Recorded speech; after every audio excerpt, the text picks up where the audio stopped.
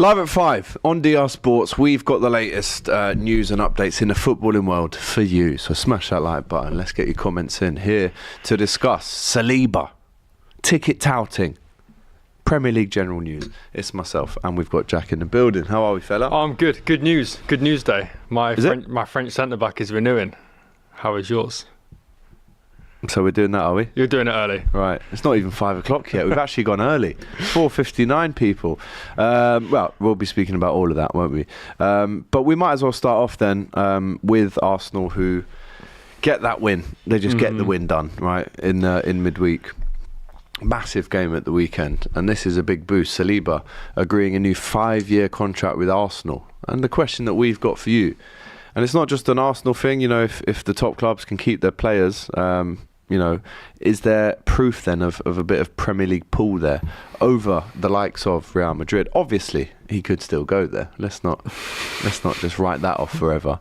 But in terms of like a boost for the Arsenal fans, how big a boost is this? Huge. I think Saliba renewing his contract at Arsenal really shows how much the players believe. Like, I think there's so much banter in the media world from Arsenal fans criticising our own manager, from rival fans criticising us, but you've got Saka's probably going to renew. Saliba is renewing. Gabriel has renewed. You know, all through the summer, it's Mosquera only wanted Arsenal. Gyökeres only wanted Arsenal. So it shows that whatever they're pitching, whatever they're showing, there's clearly belief within the club that we can go and achieve what we want to achieve. So huge that he's committing.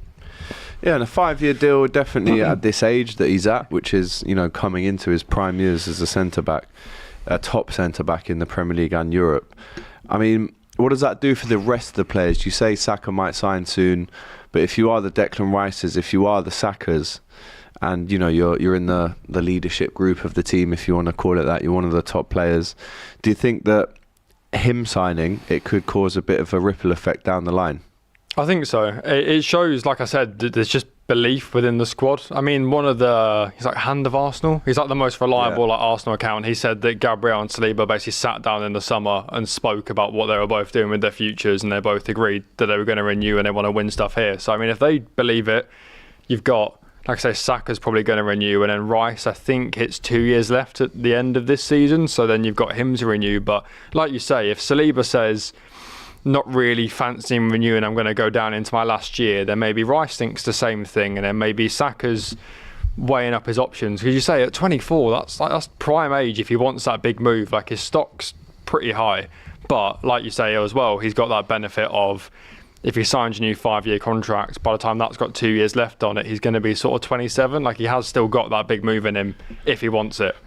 Whereas, you know, like a Gabriel signing, what is he now, like 28? Has probably committed his career to us. Yeah, I mean, he's 24. The 5 years would take him through to 29. As we know, he's established himself big time, 137 appearances, joined 3 years ago. The existing contract was due to expire in 2 years, and I think once it gets to 2 years and below, that's the cut-off, surely. That's when the vultures, I will start calling them, Real Madrid, start circling.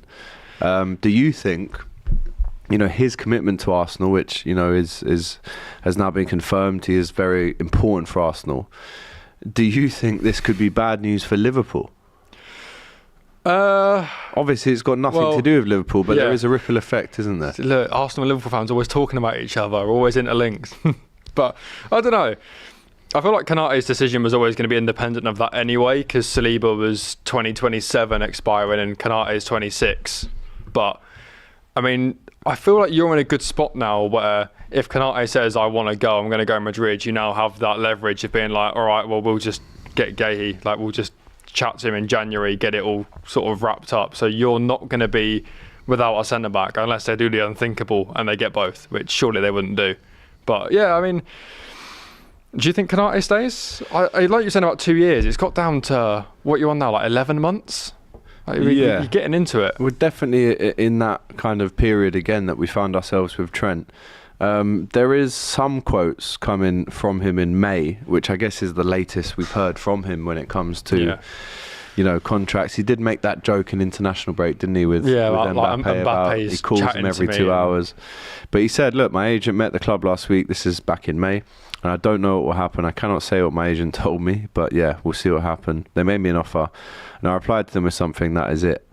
And again, it kind of came back around today. Fabrizio gave an update, and this is an article from, I mean, he's not the most trusted, obviously, Dave O'Cop, but there are some quotes really from Fabrizio, and it confirms that Real Madrid's interest in Konate is an open secret, according to Marca.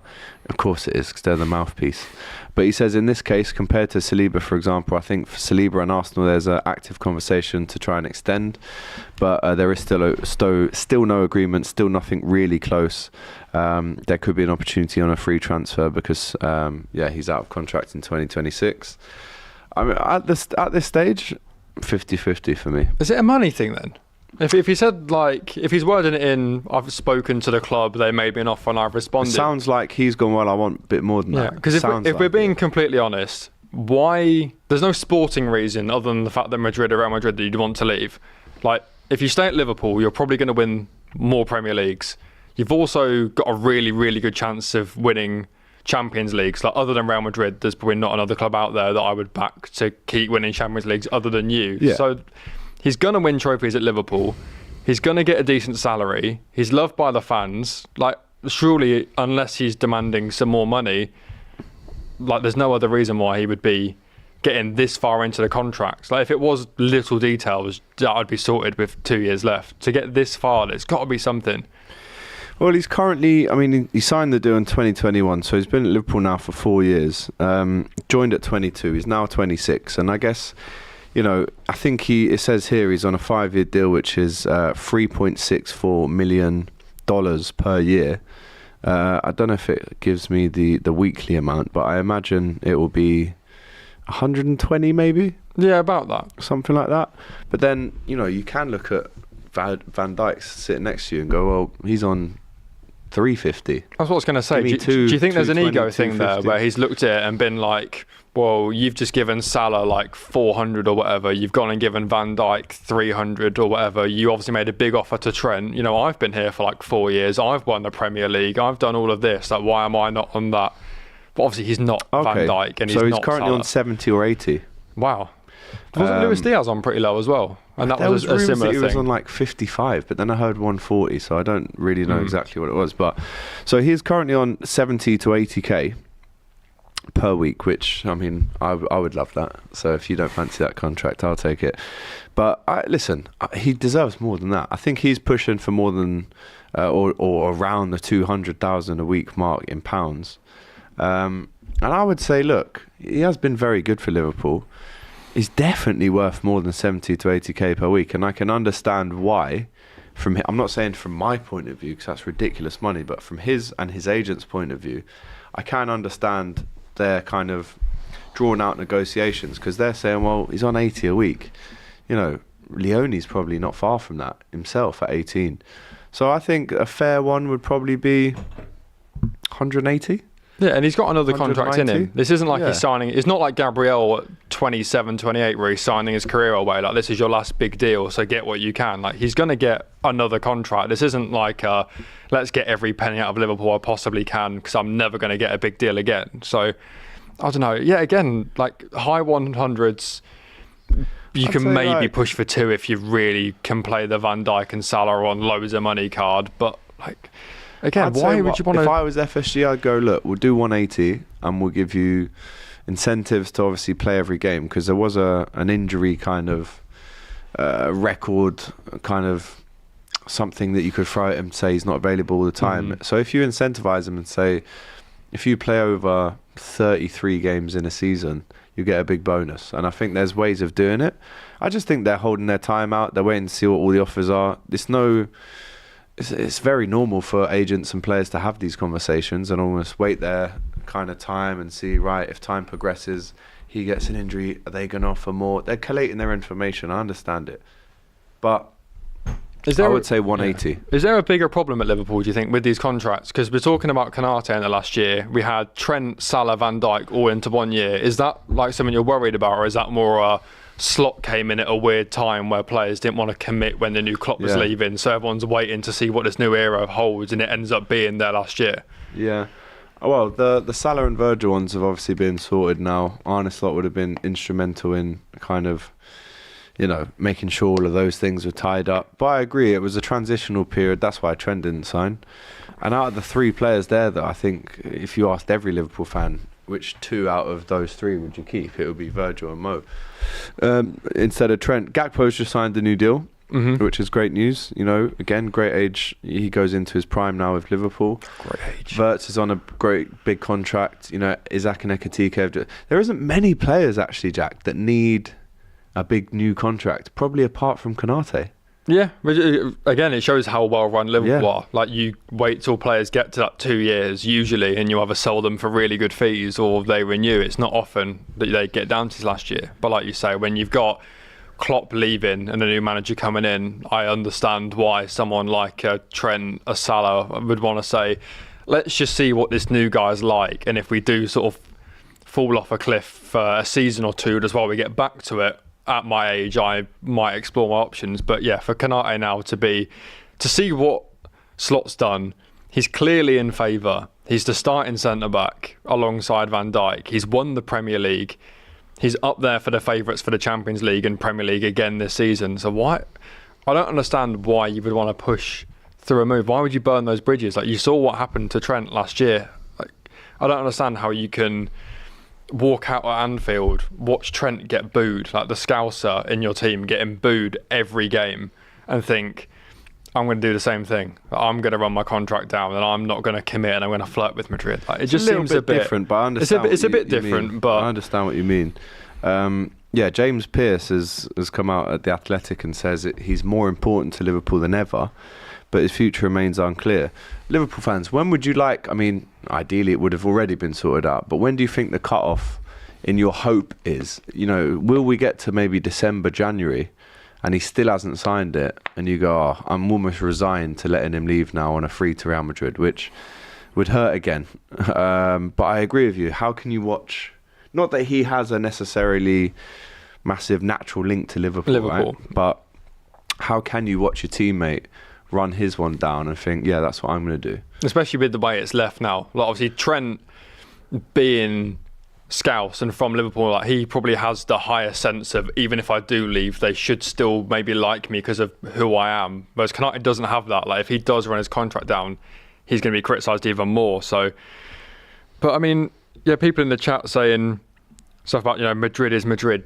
Do they still have that pull? I guess they do. But we'll never know. But I think they always will do, and it would pain me, I'll be honest, to see Konate do that again. Yeah. But the only disadvantage I think you've got is that obviously Konate going to Madrid is a foreign club, so he can sign that in Jan and get pen to paper. Whereas if you do want Gay to replace him, you have that, like, you can agree it, but you can't put pen to paper till, I don't think, July. Yeah, it's same league. If Konate leaves and I was Mark Gahey, I'd be going, right, get me to Liverpool now, because I know I'm starting now. I'm literally walking into his position in the team. But I don't know. I think if the money is matched, he will sign with Liverpool. But again, what we go down this rabbit hole a few times when it comes to contract stuff. It's like you almost want them to really want to sign the new contract. You don't want to see them wait so long and evaluate all their offers and go, yeah, go on then, I'll stay now because you've charmed me. Yeah, but I want to see him come out and go, I'd love to stay at Liverpool. That's what we want. Yeah, as fans, like Salah did last year. Yeah. Like, I'd love to stay. There's just a few money things, like little details, but I do want to stay. Let's just get it sorted. I reckon, man, there's probably been at least 2 to 3 offers already made now. I mean, you'd have thought so. Again, for a starting centre back, the market average. What's Saliba on? What's Gabriel on? Saliba's in the low hundreds, I think, but we'll jump to the 200s now, because we've got Havertz on 245 as our highest paid player. We've got Gabriel Jesus on 200 and something, so I think he'll go highest paid for now, and then Saka will jump him again. What would Gabriel be on right now? Let me go on. If you go on, there's a website called Capology. Let me try and find it. Gabriel Arsenal wages, because again he could go right. Well, Gabriel earns 150k. I've just seen it now. Is that the new contract or the old one? It's the new 4-year deal to 2029. Okay. So if I'm Konate, his agent will have done this. He'll have scanned the market and seen what the kind of market average is to go in and ask for. If Gabriel's on 150, he's well within his rights to ask for 150 at least, I'd say. Yeah, especially again, Premier League winner. You know, he is an unbelievable defender, Ibu Konate. Like, he is. I think it's... What I don't want to do is because he hasn't signed yet and he's flirting with Madrid, say, oh, he's not even that good. He's very, very, very, very good. I mean, especially when you look at... He's done a lot more than just a centre-back because of the right-back he's played with, and it's not criticising Trent, but the amount of times I've seen Martinelli knock the ball past Trent, and I'm like, the whole... Like, Arsenal fans will all stand up and Konate just comes across, just sweeps. Yeah, proper sweeper. Like, he was covering his centre-back role and also filling right-back half the time. He was covering almost two positions at once. Which he probably won't need to do as much this season. No, I think that's the big thing with slot system as well. The importance of Trent went down. Like, Frimpong's going to go in and be fine there. He's not defensively brilliant, but he's at least got that pace to get up and down. Bradley's obviously just a natural right back. So, but yeah, just looking here, Saliba's currently on 190. Okay. And that will obviously have quite a big jump. Saka 195, but like Gyökeres 200, Odegaard 240, Jesus 265. 265? Havertz 280. Wow. So I thought Havertz was like 245, but this is saying 280, but... Yeah, I mean, look. That's when you walk in. What do you think Konate's asking for? Or him and his agent? What do you say he's on now? Because if he is 70 to 80 per week I think he's probably saying he wants the 250, and you're maybe saying 150. Let's try and meet somewhere in and around. Because you don't really pay think high. He's asking for 250. Well, I think the best benchmark for him is he's not going to get the 3s and 4s like your Salahs, your Van Dijks. I think he'll be looking more at like a Florian Wirtz of like, great player, but hasn't done anything for Liverpool yet. So if you're willing to bring him in on this money, I feel like I've earned similar to the ballpark of what you're playing the Wirtz, the Ekatike's, like the new I've signings. been here for 4 years now. You know, so I don't know what Wirtz is on. I'm assuming he's on quite high. Yeah, he will be. But not the Salah levels, obviously. I mean, his importance to the team is in no doubt. He is definitely one of the best centre-backs in Europe, really. He's in that top kind of 10 really within European centre-backs. So I can understand the jump up. I think Liverpool probably go to 170, 180, and I think that is fair considering his service and how good he is. If he can be incentivised with staying fit and, you know, playing X amount of games, then bonuses are there. But yeah, I mean, I'd still like him to stay, but if it gets to January, February and he's not signed yet, he can obviously sign pre-agreement around that time. Then I would say, if you don't want to be... And it always comes back to the same thing. If you don't want to be here, you have to go. Yeah. Do you read anything into his form this season at all? I mean, there's people online he's playing well? No, there's people saying that he's not looked great. There's been a few games where Konate's not looked anywhere near his usual level. Obviously, he's set high standards. But are you reading anything into that? As it's his head's not in it, he's confused, or? No, I don't think that at all. Because there's been a few games where people have come out afterwards and been like, he looked miles off it today. Yeah. And the Newcastle game, he wasn't great. But again, we've won 7 out of 7. I know we've only got 2 clean sheets, but you know, if we win the league again and it's him and Van Dijk, you have to say he goes down as one of Liverpool's best ever centre backs. But I think there is this bit of a standoff. There's obviously a lot of highs and lows in these negotiation contracts. So if he signs, great. If he doesn't sign, obviously you've got to get Guehi in, but also replace the 3rd or 4th choice centre back as well. So let's maybe do a poll. Have we done a poll already? What have we got in the chat? Will Konate sign a new deal? 72% of you say no. It doesn't surprise me. 3 minutes in. It's an early vote. I feel like when you get into the final year, that's when like the alarm bells start ringing. Like when there's sort of 2 years left and it's slow, it's like, okay, maybe neither side's rushing. But when you do get into the last season, that's when I'm like, well, yeah, you know, like something's happening here. Like he's obviously not fully committed to it. If I said to you, you could either have Konate renew, but obviously he kind of wanted Madrid, but we're not quite sure, but he ends up staying, or you can have Mark Guehi, who like clearly really wants it. Would you be happy to let Konate go if Guehi was guaranteed, or would you rather stick with what you got? That's a good question. If Konate left, you'd have to bring 2 centre backs, not just Guehi. So if that's the question, because I assume Gomez maybe goes next summer as well, just because regular football is what, like 26 now, maybe, bit older? Yeah. Oh man, it's tough because there's even PSG that would probably want him as well. I know Stu, every time he's there, he keeps saying, oh, Konate. Ekitike is clumsy. Shut up, mate. But yeah, let us know in the chat. Does he go? Does he stay? At the minute, if I'm honest, I'm totally down the middle. I'd love him to stay, but what do I realistically think will happen? I'm down the middle. I can't choose what he's going to do and how Liverpool will react. 50-50. 50-50. Let me know what you think in the chat. Don't see why you'd want to leave. Just doesn't make any sense to me. That's the main reason that I would say. Why would you want to leave right now? You look at what you've got in front of you. If you really, stay consistent, stay injury-free, knuckle down. But yeah, the good news that we started off with was that William Saliba does agree that 5-year contract with Arsenal. I believe I saw a clip on tour.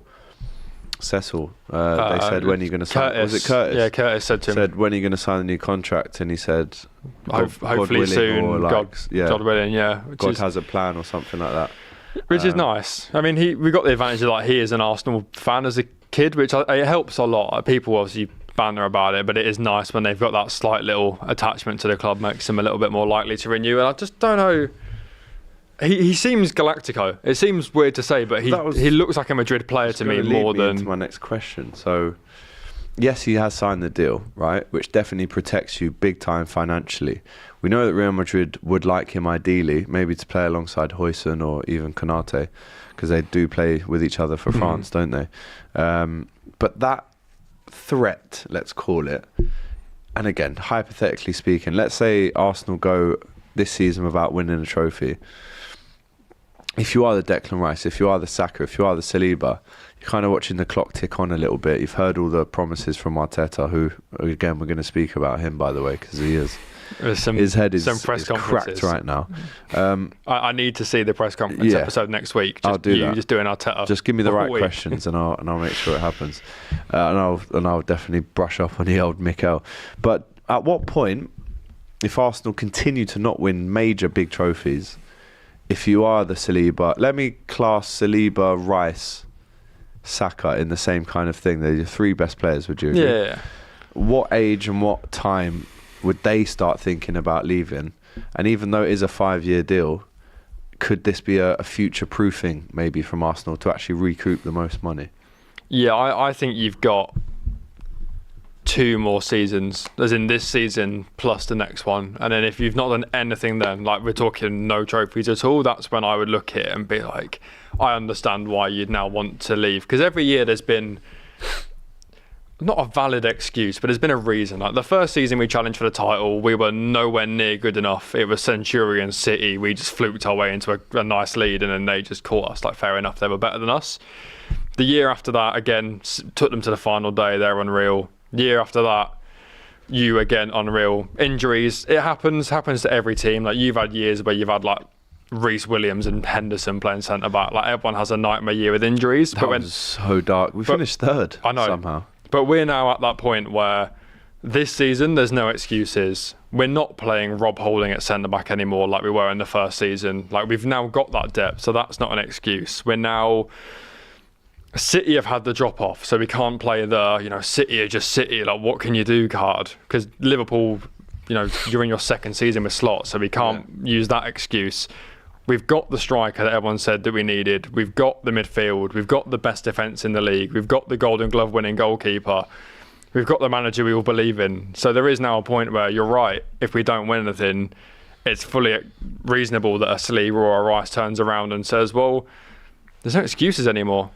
Like 2 years ago when Saliba went down injured and we did the run-in, we had Rob Holding at centre-back at Anfield and the Etihad. Now you could bring in Mosquera. That's valid, but now Mosquera's coming in and Hincapié and Calafiori can play centre-back, Timber, White. Like, there's no excuses now. So, I think you're saying summer 2027 would be the point where Saliba, Saka and Rice would go, right, we've still not won nothing, I'm getting off. And then because if Saliba renews now, he would then have 3 years at that point. I think that's when you go, next year I've got 2 years left on my contract, so let's I don't think he's the sort of player that would ever force his way out of the club, where that's the people said that about Madrid. Isak, what do you think? That wasn't very fun. Food training that. So you reckon this season no trophies, next season no trophies, they're well within their rights to leave? Or they would want to leave unless they are highly impressed by the level of ambition that they've been promised for the club. 100%, because you have, at the minute, like we were saying earlier, Gabriel and Saliba are chatting about how they're going to commit their futures to win trophies together. Like, they believe in the project, but the project isn't a project anymore. When Saka was 22 years old, Martinelli was 21, and Odegaard was young, just come from Real Madrid, then it's a project because these players are young. Saliba's just come from Marseille. He's young.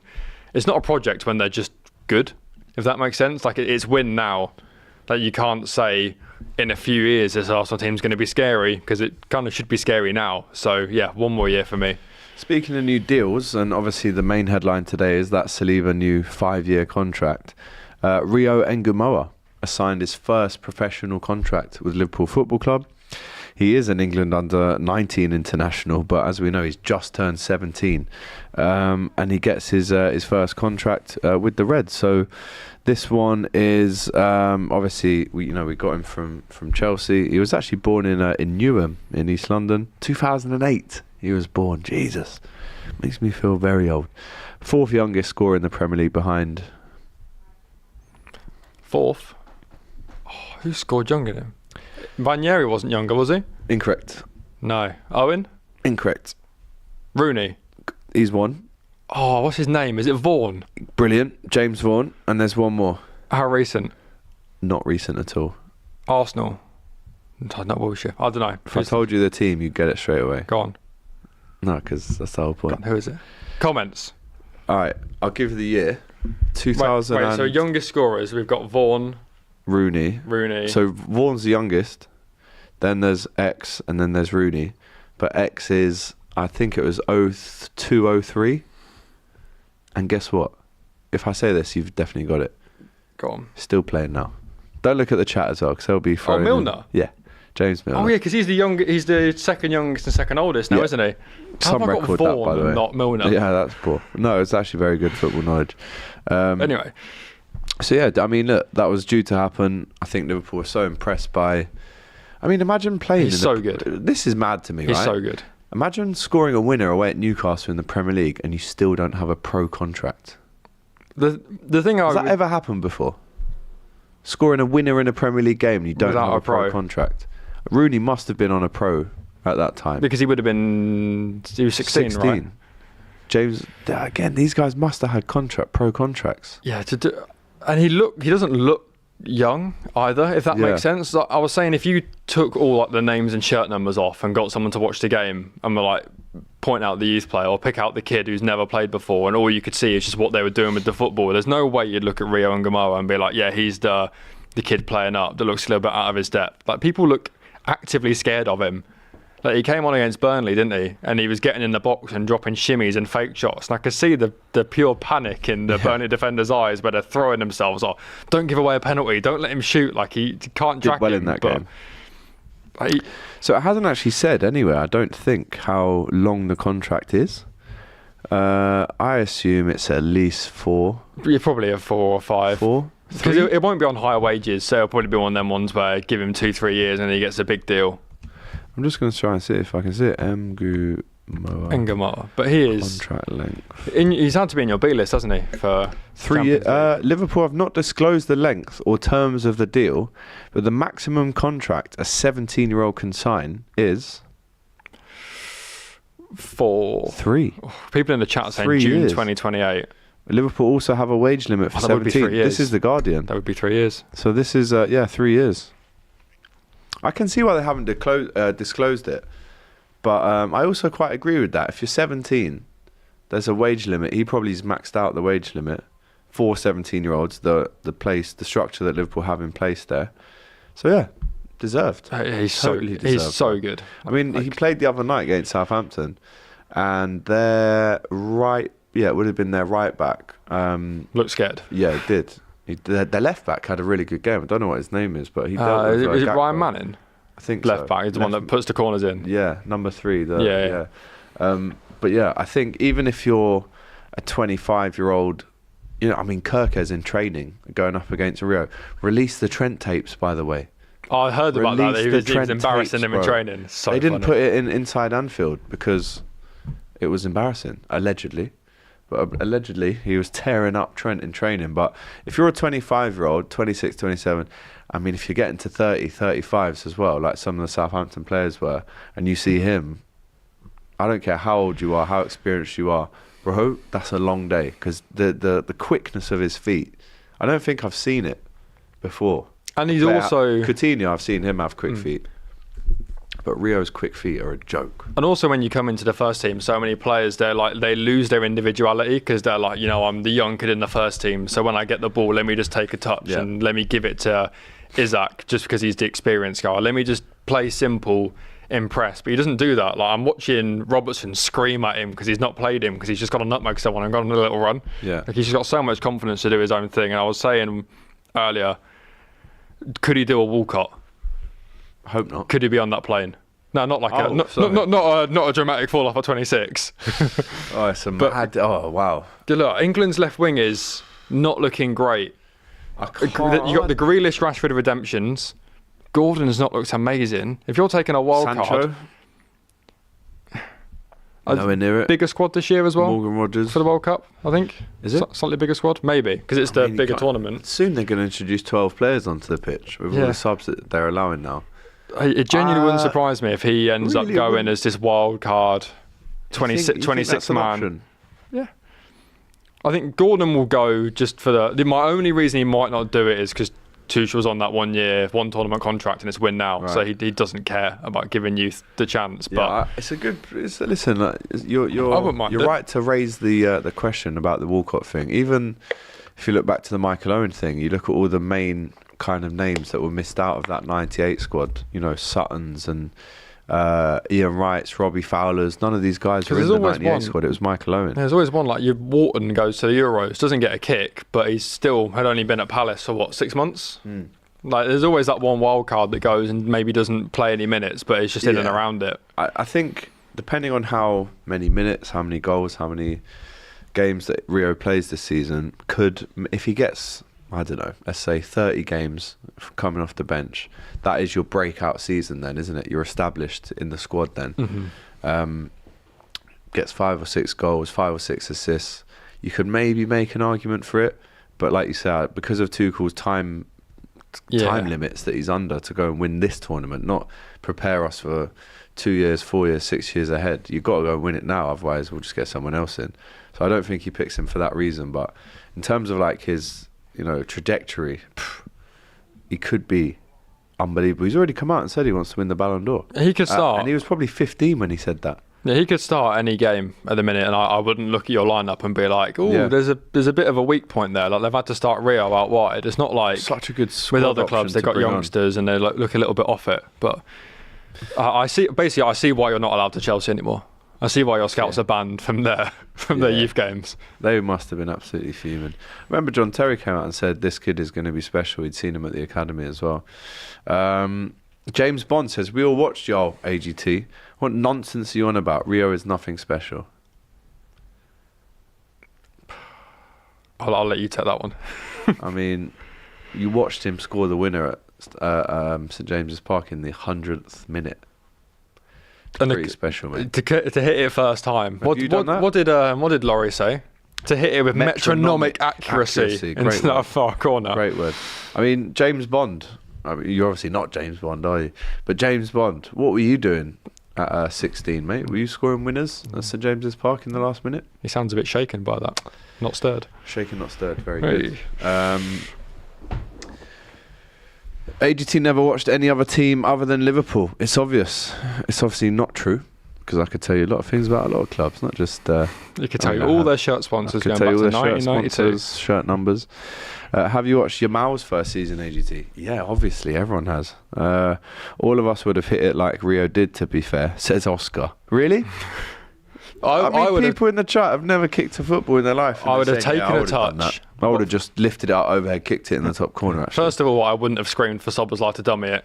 And then I probably would have taken a touch. Yeah. Well, he said that he didn't even do that. He just looked at him and then he just knew. Because if you watch Szoboszlai, I think it's Livramento, he takes him into the box, but as he's running, he kind of has a little look behind. and he just trusted. That's the level, though, that we're talking about here. Szoboszlai, as an established, first teamer, captain of his country, he's run onto that ball, and he trusts Rio to be there at the right moment and to finish it without even touching the ball. He's like, yeah, he's got this. And he was 16 at the time. He's now 17. He was 16 at the time. Unbelievable, man. I can't kick a dog if my life depended on it, says Michael Andreas. I mean, don't go around kicking dogs. But I know what you mean, right? In those pressure moments, can you deliver? And at 16 years old, he did. Just like Wayne Rooney did, just like James Milner did, I guess. But James Bond then also says, 16, I was playing for Jamaica College in Kingston. What were you doing at 16, AGT? I was playing for Wingate and Finchley in the semi-pro. It's Isthmian League, actually, mate. So, yeah, get your facts up. Right, moving on. Staying actually with Liverpool, they've just released this article on the actual website that says there's a big crackdown on ticket touting revealed. Liverpool have shut down 145,000 ticket accounts over the past 2 years as part of a big crackdown. There were over 1,000 lifetime bans last season as well, which followed the discovery of mass manipulation of software, so bots used to buy tickets.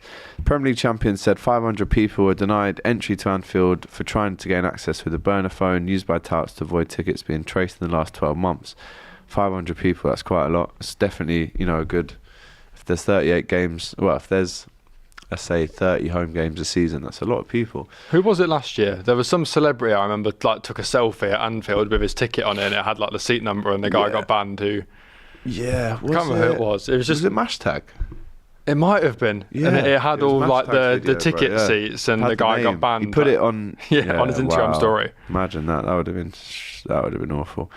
So yeah, I mean, good news, I guess. Any clampdown on this is good. I think one of the things about the game of football that has been stripped away from us fans, and it's not just Liverpool fans, I'm a football fan in general, even though it might not seem like that sometimes, but I'm a romanticist. I love having the ability as a youngster to go and watch a Barnet, a Yeovil, as I did, and then you kind of grow up and, you've got a few quid in your pocket, you're doing a little day job, you can go to Anfield, but this thing of people getting priced out of games is so wrong, but it exists and grows and continues because there are people out there that will pay silly prices to go to the game.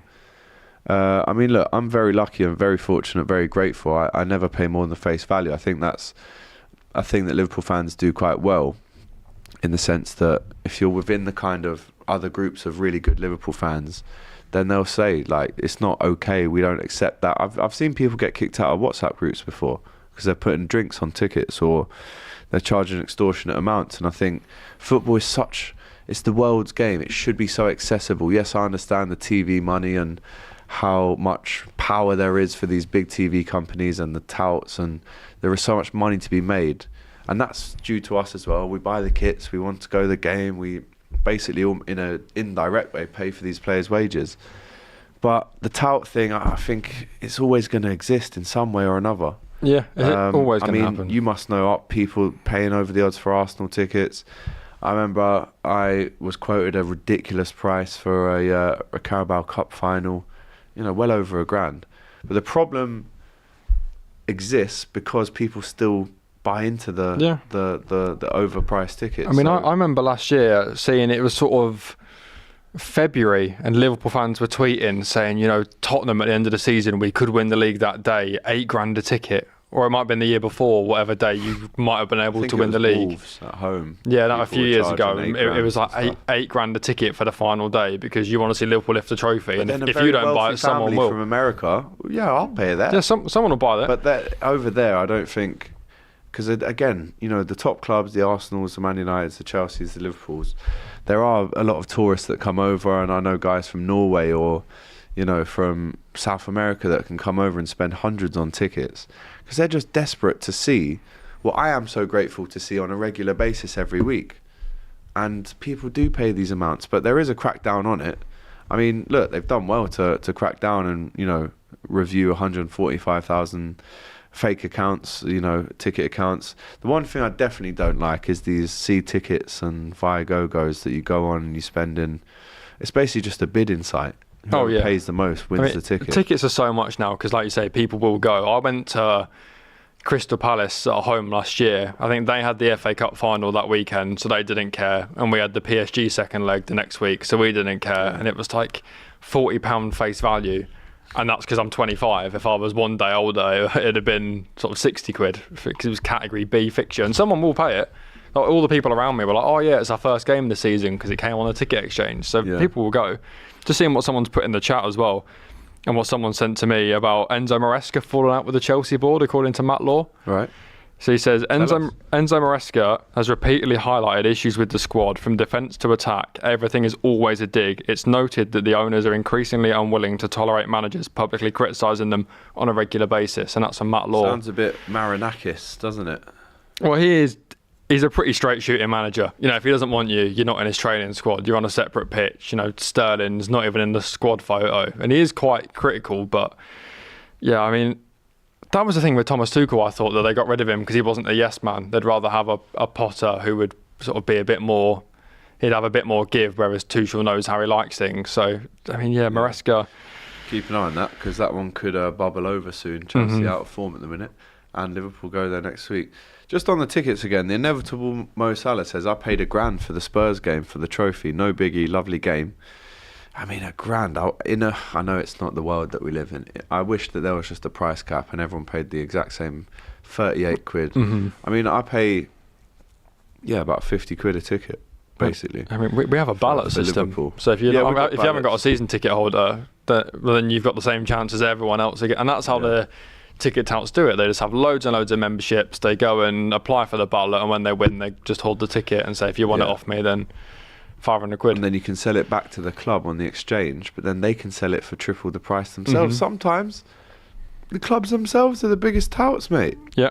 The clubs themselves, the ones that are saying, don't be getting tickets off him, he's a tout. They're a tout. Sometimes the club is the biggest touts as well, right? And that goes for every club. Khalid Gunner says, I paid 400 for an Arsenal ticket against Southampton. And they tied. I'm from the States, and that was the week I was going. Oh, that's the 3-0, isn't it? Yeah. Remember that one we went? Yeah, mad game that. Ramsdale gave the ball away in the first 30 seconds, and then Walcott scored. Crazy as well. I paid face value for the ticket that I watched us lift the Premier League trophy. Must be nice. It must be nice. It was very nice, mate. I'll be honest. But yeah, I mean, if you guys in the chat, again, the international viewers that we've got right now, it'd be interesting to see. Put in the chat right now, if you've been to a Premier League game, how much you paid. Were you offered a ticket via a tout? You don't have to obviously bait yourself up, or anyone else for that matter. But yeah, I'm just interested to see what clubs, what prices are actually going. I've heard some wild ones at Liverpool. But if you are an infrequent watcher in live in the stadium of the Premier League, let us know in the chat how much you paid, where you got it from. Would you do it again? You know, did you have to save in order to actually go to these games? And again, you could go and lose, or you could go and draw. So there's never a guarantee that I sound a bit Michael Owen there. Never a guarantee that you win the game. You just got to go and support your team. The worst thing is when you spend all that money and you end up not winning, not winning the league. It doesn't get much worse, I'd say. No. But have Arsenal cracked down on that as well? Yeah. Again, they've just made it the ballot system, and then anything reselling your ticket gets cancelled. But they'll always find a way. They'll keep making new memberships. All you got to do is pay £15 for a red membership and enter the ballot. Like, it's not particularly difficult for anyone to do. But just on Spurs, staying in North London after the Arsenal chat, they're already inclined to take up their option to sign João Palinha permanently, according to TalkSport.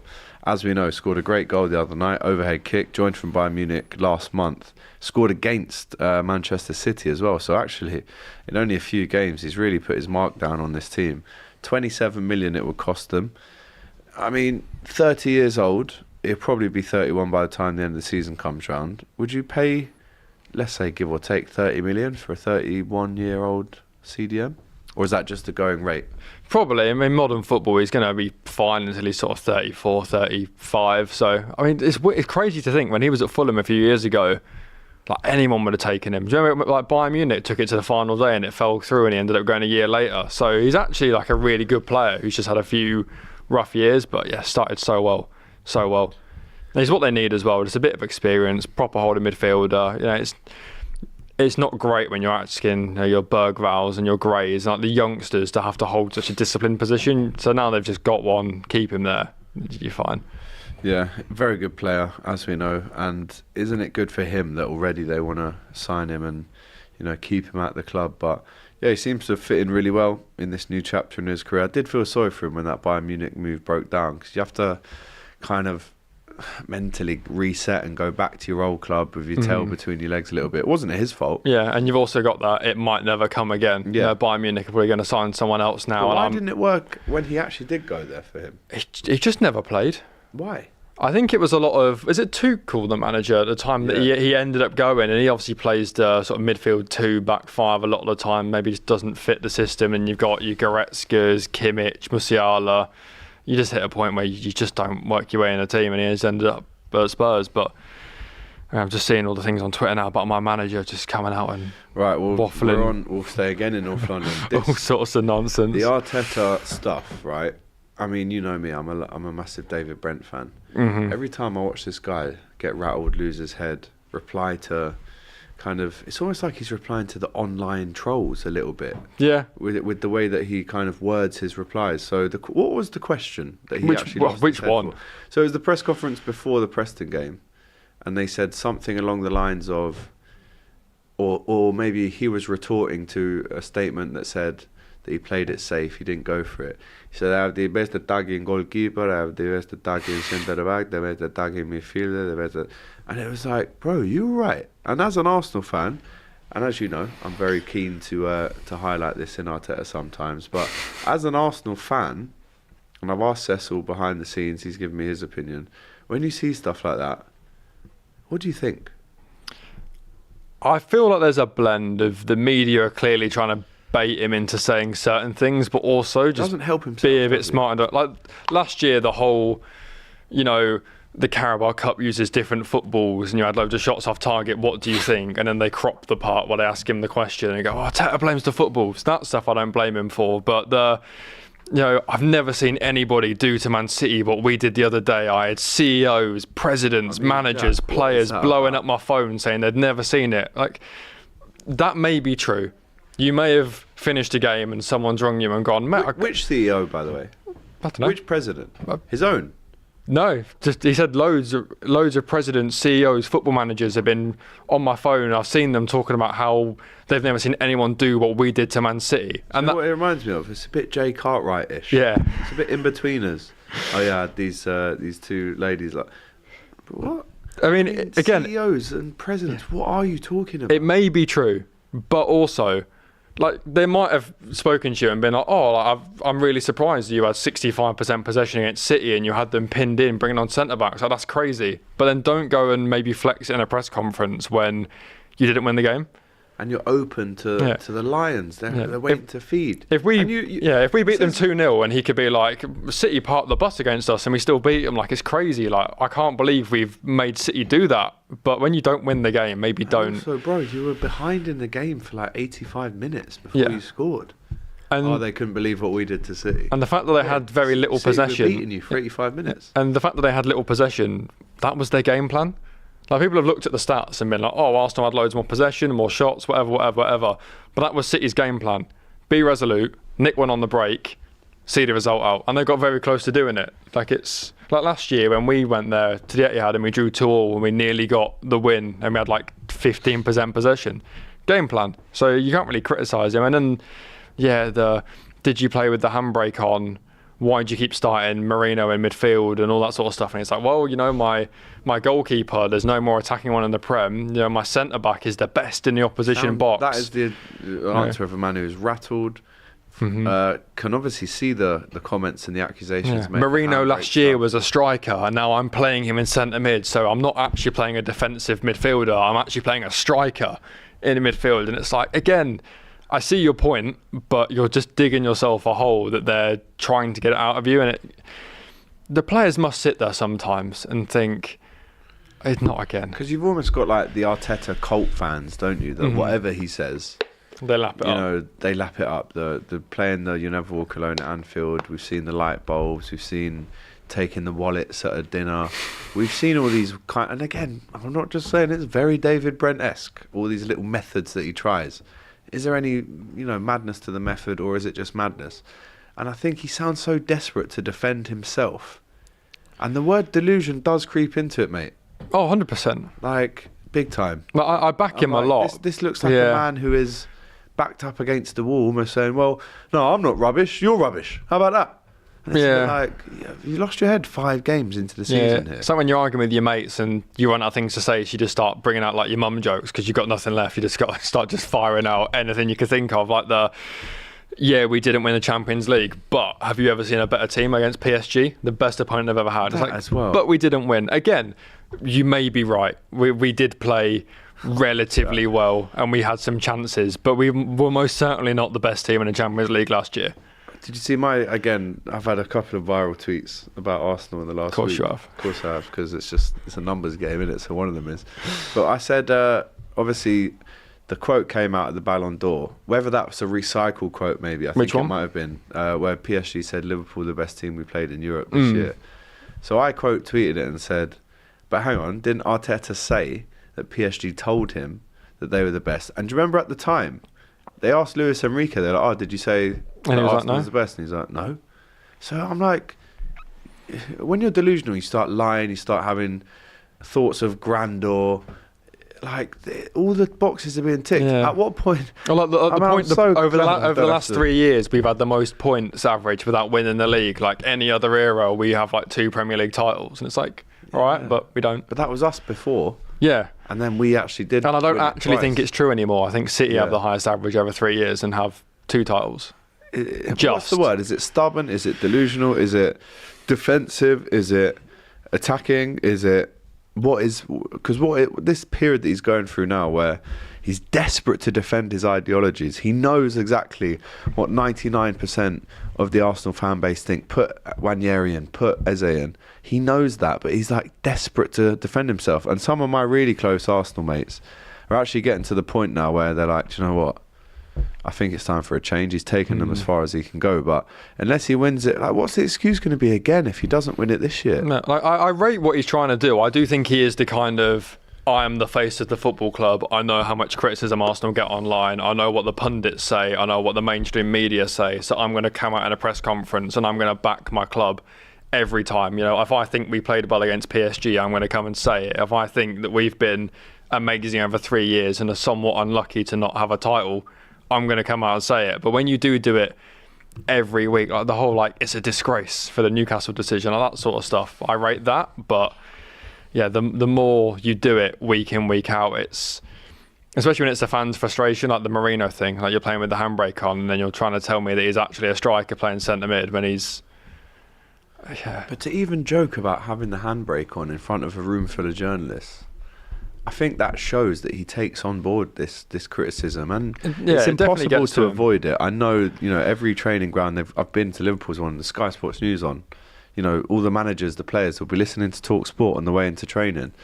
It gets in his head, and it seems like he's out here trying to, in a weird kind of defensive way, defend himself. Yeah, 'cause it is difficult, because with the way the world is now, obviously, he's going to be in for criticism. So I think he finds it really difficult that, obviously, if we take bias aside, Arsenal play very good football, have good players, and have hit very good points totals. And there has been the odd thing like your injuries, and like there's valid excuses, invalid excuses, but there's a few things. But when you go into these press conferences and they're like, but you went out the Champions League, but you didn't win the Premier League, you sort of have to hit. Well, he's like, yeah, well though. Yeah, he hits that sort of, yeah, but we should have, or yeah, but we could have, and like they said we were the best. Yeah, you're saying that we're not winning things, but we are really good. It's gonna happen. Like, he almost takes it really personal. Like the fact that he didn't win the Prem, he's like, yeah, but I've never in my life seen an injury crisis like it, and it's like, maybe leave that. That's why I kind of rate Slot now, the way he just comes out and says it as it is. Yeah, I think it's so refreshing. Like the Ekatike thing, I 100% Arteta comes out and it's like, I've never seen that before. I've never seen second yellow. Like, it's you reckon he would have come out and gone, like he did for the Martinelli maybe one? That's a bit harsh because we have seen it before, but he probably doesn't come out with as much front of, it was stupid from our player. Like, we'll deal with it. He probably has that a bit more. Yeah, but do you know what? I agree. I think if Slot's kind of refreshing honesty in that situation. Every single fan said the word stupid. And I heard them in the COP, especially in 305. Everyone said, how stupid is that? For the manager to come out and say, how stupid is that? We go, well, we feel the same thing. We're both saying the same thing. But you're being filmed and there's a world audience in front of you. Good on you for being that honest, because there's no covering that up. And I do think Arteta loves to find a little angle in which to cover things up. It's that tough point where he's done so much stuff that's positive and so much around Arsenal. Done everything. Yeah, from. But the only currency in football and the only thing that matters is winning trophies. So no matter what he says, he's going to be hit with you haven't won anything yet. So he's naturally going to try and be defensive and big himself up and big the team up. And, we probably deserve a title over how we've played, and we deserve this, and this has happened, and that has happened. And he is quite just trying to defend himself. But I'd love to know what he'd be like if he gets over the line with a title, whether he's going to become unbearable. How would he act? I start wearing the medal in press conferences. Probably would, mate. But anyway, we're going to call it a day there. It's been a show where we've obviously given you the latest news, including William Saliba signing his new contract, Rio Ngumoha signing his, Tottenham want to keep Palinha, the Konate contract conundrum, that was good, continues. That's 4 seasons in a row. Or, yeah, you know what I mean. And ticket touts, they're clamping down. Beware. You shouldn't be around for long. And I do agree it's one of the biggest disgraces, or how it's been allowed to get to this stage when it comes to ticket prices and touts and all that stuff. Right, big up to you guys for watching. Smash that like button. Jack, any final words? Come back tomorrow. I'm not here, but there's a new face. There's a new face on. Tell them. Or we're I not won't doing tell that them. yet. Okay. Find out. Tell me after, because I don't know either. Right, I will see you next on the Saturday football show.